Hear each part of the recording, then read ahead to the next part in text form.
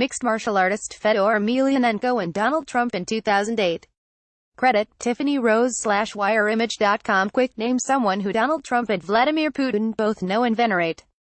Give up. Try Fedor Emelianenko, a 230-pound, Ukrainian-born MMA fighter, widely described as the best MMA scrapper of all time, and one of the scariest, battle-scarred combat veterans ever to have entered the octagon. Consider this description of Emelianenko's mean by a sports psychologist. When the referee tells them to head back to their corners, Fedor suddenly darts a short look directly at his opponent, or through his opponent, I should say. This kind of look is associated with antisocial behavioral disorders and psychopaths. They don't look at you, they look through you, psychopath or not. Emelianenko probably didn't intimidate the FBI agents who came to see him at his hotel when he was in Chicago for about last month. The agents attended the fight, and despite his encounter with the FBI, there's video. Emelianenko, aka The Last Emperor, still won his MMA brawl against Frank Mir in typically brutal fashion. So why is the FBI interested in this man? Because back in 2008, both Emelianenko and his heavily tattooed brother, Alexander Emelianenko, who was convicted of sexual assault, were involved in a short-lived venture called Affliction Entertainment, which was launched in partnership with Donald Trump. The company's chief operating officer was Trump's attorney and fixer, Michael Cohen. Details of the FBI's interview with Emelianenko are unknown, but their interest in him almost certainly stemmed from the raid on Cohen's home, office and hotel room in April. Emelianenko also has very close ties to Vladimir Putin and to Putin's United Russia Party, making him a weird, offbeat link in the sprawling pattern of Trump-Russia connections. When former Russian Prime Minister Dmitry Medvedev left his post with Russia's Council of Physical Fitness. In 2010, Emelianenko was elected to a local parliament as a member of Putin's United Russia Party. And the fighter has reportedly expressed support for Putin's war in Ukraine and for Putin's annexation of Crimea.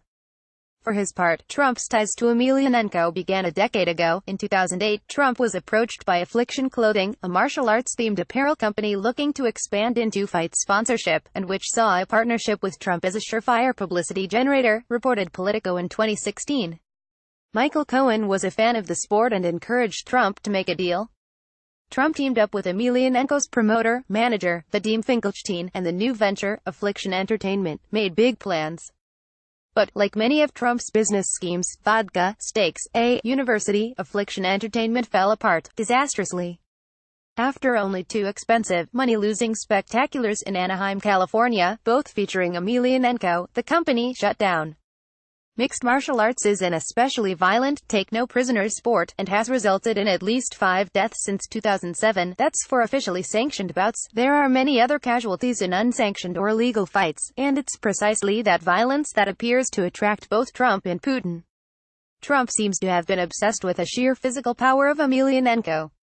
His thing is inflicting death on people, Trump said of Emelianenko in a Howard Stern interview. It's sort of like, somebody dies. I've never seen anything like that. And it's terrible. It's the gladiator. It's not like, oh, how are the judges voting, okay? It's like, somebody just succumbs. You can watch a video of Trump, in 2008, at the weigh-in of Emelianenko and his unfortunate opponent, Tim Sylvia, who lasted just 36 seconds in the cage with the fighter. Back in 2008, MMA was just Trump's latest obsession. As described by Bleacher Report, Trump brought WrestleMania to his Atlantic City casino as long ago as 1989, and ever since has been strangely attracted to the hype, fakery, showmanship and ersatz violence that mark the sport. In 2013, Trump was inducted into the WWE Hall of Fame, where he trumpeted his ties to WWE's longtime chieftain, Vince McMahon. Vince's wife, Linda McMahon, you'll recall, spent tens of millions of McMahon dollars running for U.S. Senate in both 2010 and 2012 in Connecticut, losing twice, and she now serves as Trump's Small Business Administration boss. And it was Dana White, the president of UFC, who gave a near-delirious address to the Republican National Convention in 2016 in support of Trump. In his speech, White gave Trump credit for bringing UFC out of the shadows and into mainstream American sports culture, sort of. Arenas around the world refused to host our events, said White. Nobody took us seriously. Nobody. Except Donald Trump. As we know, Trump has repeatedly expressed support for Putin and other strongmen around the world, in Turkey, Egypt and the Philippines, for instance. He seems to have a bro-to-bro admiration for the Russian leader, who shares Trump's love of the violence and macho posturing associated with this type of fighting. And, as Vice's Fightland has pointed out, no tie binds a man to the heart of Vladimir Putin like Emelianenko. Vladimir Putin congratulates Fedor Emelianenko ringside. Alexei Nikolsky, AFP, Getty. Putin and Emelianenko have a close bond, forged out of Putin's admiration for the MMA fighter's fierce competitiveness and sheer power, and Emelianenko's reverence for Putin. I haven't trained with him personally, but I know people who have, and he's a powerful fighter, particularly in judo and sambo, said Emelianenko in an interview with Sports Illustrated. Vladimir Putin is made of steel. There are countless photographs of Putin and Emelianenko together. It's no secret that Putin is an MMA devotee and that combat sports are his forte. I was just a boy when I started judo, Putin is quoted as saying on his own Kremlin webpage. I became deeply interested in martial arts, their special philosophy, culture, relations with the opponent, and the rules of combat. The site goes on with a list of his accomplishments in the field: Master of Sports in Judo, Master of Sports in Sambo, Honorary President of the European Judo Union, Honorary Doctorate in Judo from South Korea's Yongin University, and a black belt in Karate. Kenneth DeCleva, a former State Department medical officer who served in Moscow, wrote in the Decipher brief, martial arts and the study of judo has likely shaped Putin's personality as much as any other activity. Putin has cleverly utilized martial arts diplomacy to further informal, highly publicized, personal relationships with well-known martial artists, such as the U.S. actor and martial artist Steven Seagal, who holds a 7th Dan rank in Aikido and whom Putin granted honorary Russian citizenship in 2016, to further his own political and strategic goals. In addition to Trump and Putin's bromance with Emelianenko, there's a dark and troubling side to this story. Both leaders have cultivated a political appeal to white nationalist and even neo-Nazi subcultures in the United States and Russia, respectively, and the Emelianenko brothers, along with the MMA culture itself, appeal to many of these same supporters. UFC did not respond to a request for comment for this story. The MMA subculture in Russia has also become mixed with nationalism, as some clubs have strived to only train ethnically Slavic Russians rather than people from the mostly Muslim North Caucasus region, where combat sports are enormously popular, reported AFP. Some amateur tournaments do not allow non-Slavic Russian fighters from the turbulent southern region, home to many of the country's successful wrestlers, and it's worse than that. Take, for example, the wildly popular swag from White Rex, a Russian clothing line associated with the country's MMA world. White Rex has been criticized for catering to neo-Nazis, fascists and white supremacists.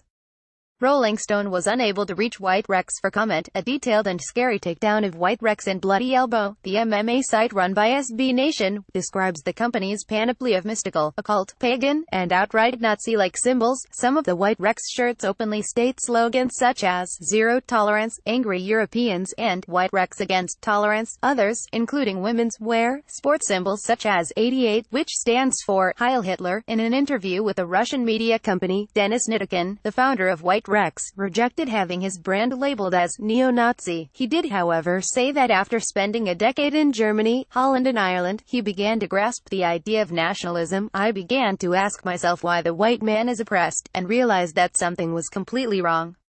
Since the right was driven out of politics, they had to express their resistance, going to the streets and beating up migrants.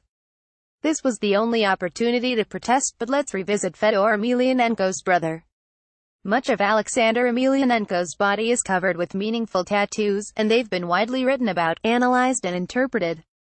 Some critics argue that they are symbolic of both the Nazi subculture and the Russian criminal underworld, and one tattooed phrase on Emelianenko reads, "God Mituns, God with us," which was also etched on the belt buckles of the Nazi Wehrmacht. For his part, Alexander denies any extremist leanings. In response to charges that he is an extremist or an ultranationalist, he has said, "I am not and never will be a supporter of any political extremist movements." He told an interviewer that the tattoos are meant to symbolize simple qualities such as bravery and refusal to kneel. "There are words in German, 'God with us,' on my back," he said.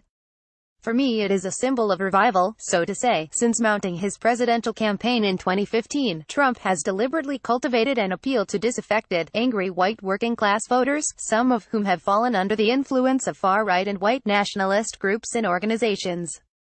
In Russia, too, Putin has built a powerful bloc of supporters among right-wing Russian nationalists, many of whom have ties to a seedy underworld of paramilitary groups and motorcycle gangs. It shouldn't be any surprise that these Trump and Putin supporters resonate with each other like tuning forks, or that the violent subculture of MMA and its ilk form part of the waves connecting them.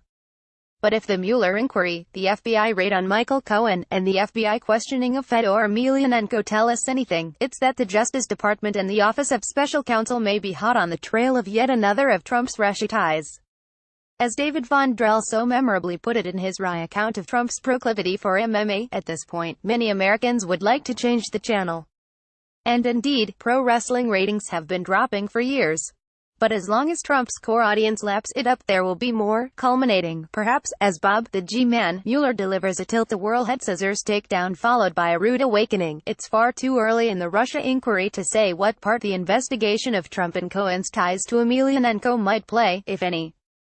The president, as anyone who's following the special counsel's inquiry knows, has multiple ties to Russian political figures, Russian oligarchs and real estate moguls, and there's growing reason to suspect that he or his campaign staff and aides colluded with Moscow in 2016. But for someone who's said repeatedly that he has nothing to do with Russia, his connection to Fedor Emelianenko is one more piece of a fascinating puzzle.